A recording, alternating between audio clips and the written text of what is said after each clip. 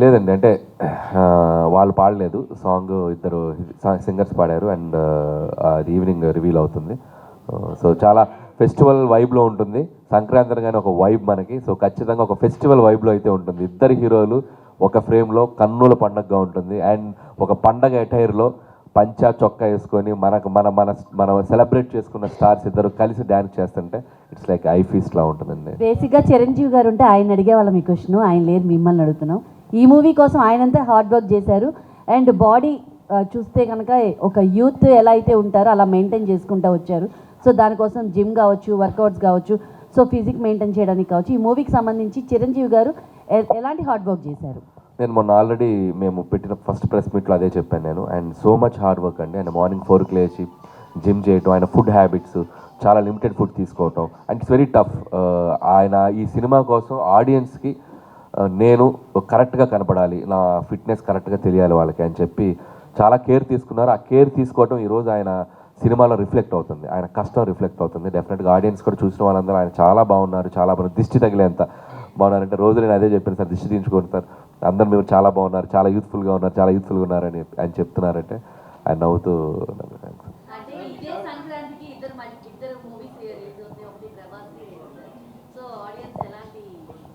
సంక్రాంతి అనేది it's like movie festival, ఒక cinema కాదు. సంక్రాంతి అంటే పండగ సినిమాలు, ఒక సినిమా అని కాదు, 4-5 సినిమాలను పండగ తీసుకుంటుంది. దాంట్లో ముందుగా రెబల్ స్టార్ ప్రభాస్ గారితో బోని కొట్టబోతుంది Sankranti. So you're all waiting for Raja Saab. అందులో డార్లింగ్ ప్రభాస్ గారు ఒక స్ట్రాంగ్ ఎంటర్టైన్మెంట్ జోనర్. ఆయన కూడా ఆఫ్టర్ లాంగ్ టైం అంటే pan India films, action films చేశారు. సో ఫస్ట్ టైం ఆయన కూడా ఒక ఎంటర్టైన్మెంట్ లుంగి కట్టుకొని సరదాగా చలాకీగా తిరుగుతుంటే నాకు చాలా ఎక్సైటింగ్గా ఉంది. And definitely you're all exciting for Raja Saab. మాకంటే 3 రోజుల ముందు రిలీజ్ అవుతుంది. Wishing them all the best. And Prabhas గారు అండ్ మారుతి గారు అండ్ పీపుల్స్ మీడియా విశ్వప్రసాద్ గారికి నా బెస్ట్ విషెస్ చెప్తున్నాను. Hope they'll open the Sankranti with a blockbuster, then we will continue that. అది అఫీషియల్గా అనౌన్స్ చేస్తామమ్మా. ట్రైలర్ లాంచ్ ఈవెంట్ అనుకుంటున్నాం. అది టైమింగ్ ఏంటి, ప్లేస్ ఏంటి అనేది మీకు ఈరోజు ఈవినింగ్ గారు రేపు మార్నింగ్ అప్డేట్ ఇస్తారు.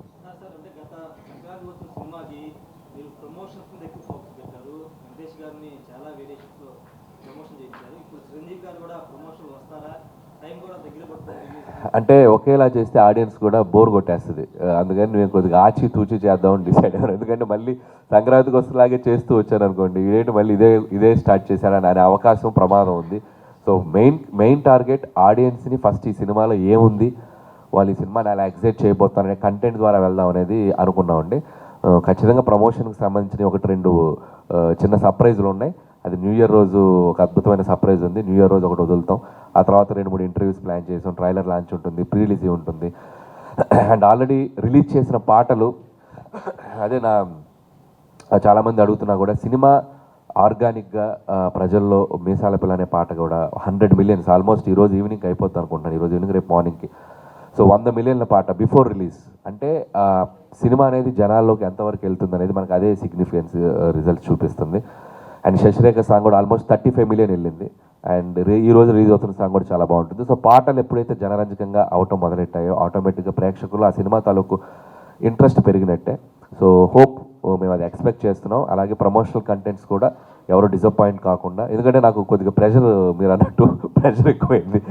ముందు అవి చేసావు కదా సంక్రాంతి ఖచ్చితంగా, ఎందుకంటే ఆడియన్స్ ఎక్స్పెక్టేషన్కి రీచ్ అయ్యేలా చేయాలి ఏం చేసినా. సో ఏదో ఒకటి చేసేసి మనం వాళ్ళ దగ్గర తగ్గింది అని అనిపించుకోకూడదని కొద్దిగా జాగ్రత్తగా చేద్దామనే ఫీలింగ్ తప్ప, దానికంటే ముందు కంటెంట్ని రీచ్ చేద్దాం. రేపు ట్రైలర్ అద్భుతంగా ట్రైలర్ రెడీ చేస్తున్నాం. ట్రైలర్ కూడా రాబోతుంది. And what is the film and Chiranjeevi గారు ఎలా ఉండబోతున్నారు ఈ ఫిలింలో అనే మోస్ట్ ఎక్సైటింగ్ స్టఫ్ ట్రైలర్ రాబోతుంది. సో హోప్ ఒకదాని తర్వాత ఇక ఈ 10 days కీప్ ఆన్ అప్డేట్స్ వస్తూనే ఉంటాయి.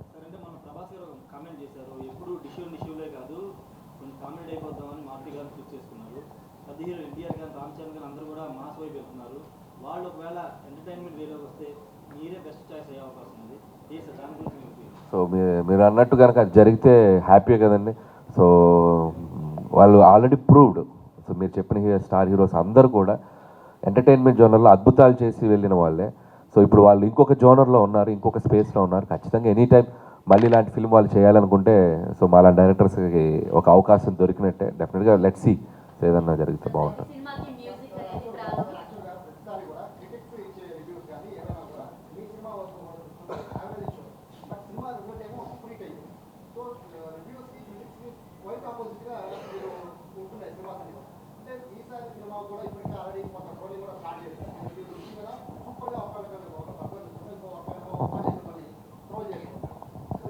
సో ఫస్ట్ ఆఫ్ ఆల్ అందరికీ మీకు తెలిసిన లాజిక్కే, మనకు తెలిసిన లాజిక్కే, సినిమాని జడ్జి చేసేది ఎవరు? ప్రేక్షకులు.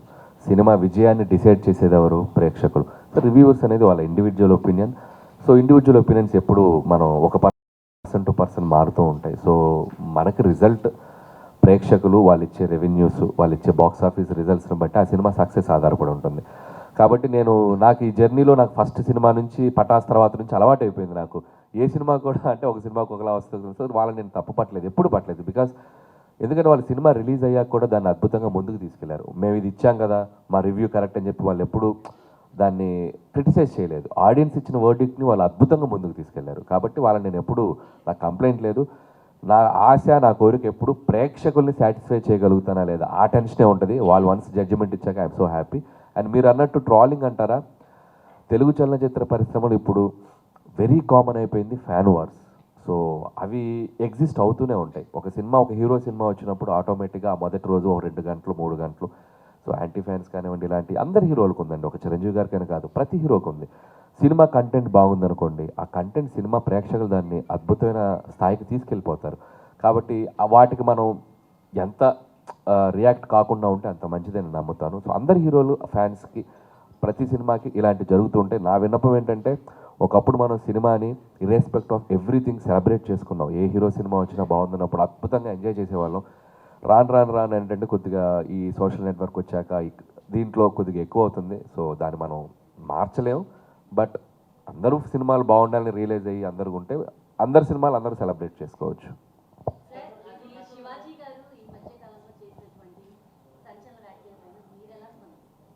అమ్మ, ఇవి చాలా సెన్సిటివ్ టాపిక్స్. నేను వచ్చింది మన శంకర ప్రసాద్ గారి సినిమా గురించి ప్రమోట్ చేయడానికి వచ్చాను.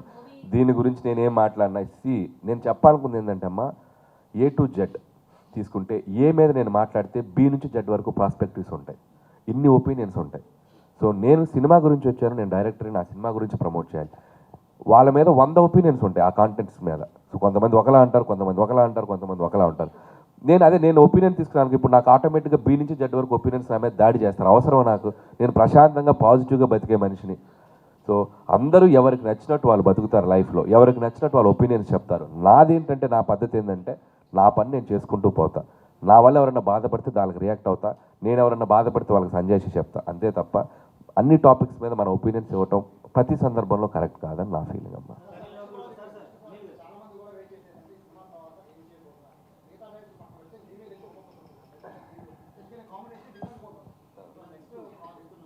సో నెక్స్ట్ అంటే, నేను సినిమా అయ్యే టైంకి కానీ నాకు బల్బు వెలగదు ఏం చేయాలనేది. సో నా తాపత్రం ఏమంటే, సో భగవంత్ కేసరి లాంటి ఒక డిఫరెంట్ జానర్కి వెళ్ళి ఒక అద్భుతమైన డ్రామా ఫిల్మ్ చేసిన ఆ సినిమాకి ఒక నేషనల్ అవార్డు వచ్చింది. సో ఎంటర్టైనర్స్ చేస్తూ మధ్యలో ఏదైనా ఒక ఎక్స్పెరిమెంటల్ ఫిల్మ్, ఒక మంచి డ్రామా ఫిల్మ్ చేయాలని నేను ఎప్పుడు అనుకుంటాను. సో అది ఎప్పుడు చేయాలనేది ఆ వెళ్ళే ప్రాసెస్లోనే తెలిసేది. ఇప్పుడు ఆడియన్స్ సంక్రాంతికి వస్తున్న తర్వాత వాళ్ళు ఇచ్చిన రిజల్ట్కి మళ్ళీ వాళ్ళని ఎంటర్టైన్ చేద్దామని మళ్ళీ ఈ సినిమాతో వచ్చాను. రేపు ఈ సినిమా కూడా అద్భుతమైన హిట్ అయితే సరే, ఇంకొకసారి వాళ్ళని మళ్ళీ ఇలా అనిపిస్తుంది బ్రెయిన్కి. సో అది వెళ్ళే ప్రాసెస్లో ఎక్కడ బ్రేక్ ఇవ్వాలి, ఎక్కడ పాజ్ ఇచ్చి ఇంకొక జోనర్ ట్రై చేయాలనేది వెళ్ళే ప్రాసెస్లోగానే అర్థం అవుద్ది. సో ఖచ్చితంగా ఈ సినిమా రిలీజ్ అయ్యి మీరు ఇచ్చే వర్డిక్ట్ని బట్టి, మీరు ఇచ్చే రిజల్ట్ని బట్టి మళ్ళీ నా నెక్స్ట్ సినిమా ఏం చేయాలనేది డిసైడ్ అవుతాను.